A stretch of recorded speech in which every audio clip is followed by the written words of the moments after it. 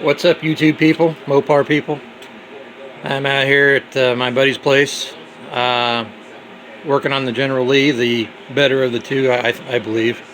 It's just my opinion, but anyway, sorry for the background noise. I got the rock station blaring, and this really cool little blower fan that I bought from Walmart in the automotive section. If you get a chance, it's about like 39 bucks. It blows a lot of air, don't put out a lot of noise, but anyway, helps me stay cool out here in the garage or out where I'm working on the cars out in the open. Anyway, started dissecting the top of the engine. Got the intake, the gaskets, valve covers all off, the intake off. I got both of the B-body headers unbolted from the top, but tried to wrestle the driver's side loose, and it only went about maybe 5/16 of an inch, while the passenger side was able to come out at least inch and a half.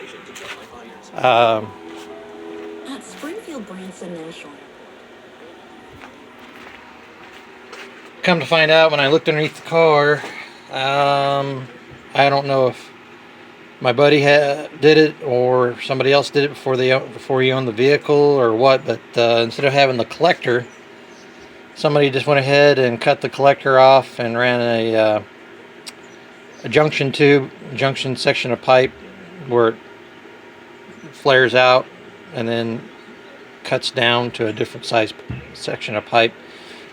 Anyway, welded that in, so I guess I'm gonna have to have no choice but to cut the pipe where it's welded up to the where the collector would have been on both sides.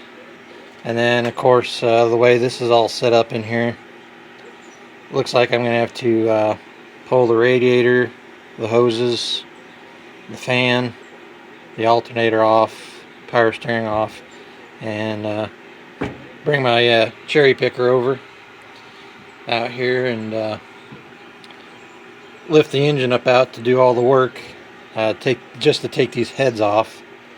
We're gonna have to find out if it's just a head gasket leak or if it's a cracked head. We're hoping it's not a cracked head or heads. Hopefully it's just a gasket leak. If it's just a gasket leak, we'll put a good Felpro gasket on it, Permatex Felpro head gasket. I'll have my buddy at the machine shop inspect these heads, and I'll have him touch up the head gasket surface, make sure they're all flat. This engine's got a high compression pistons. It's got a high performance cam, double spring, double valve springs. It's built to run a little bit, but of course you can see the MSD distributor and stuff, racing radiator. Anyway, but I just thought I'd give you guys a heads up, I should say. This will be a part 1. Like I said, I'm gonna have to come back on part 2. I might take the alternator and the power steering pump off today and come to a stop on that. Part 2, I'll come back with my Sawzall, cut the pipes in the back, get the front of this car up on jack stands, and check to see if the drag link or any of that stuff goes through the header pipes. And then if that happens, I'll have to bring over my air compressor and my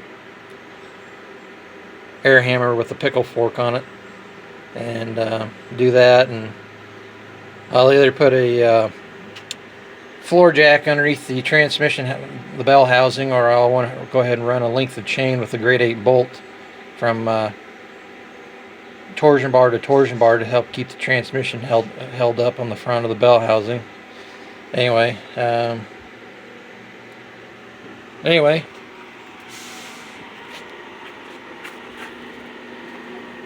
That's where we're at.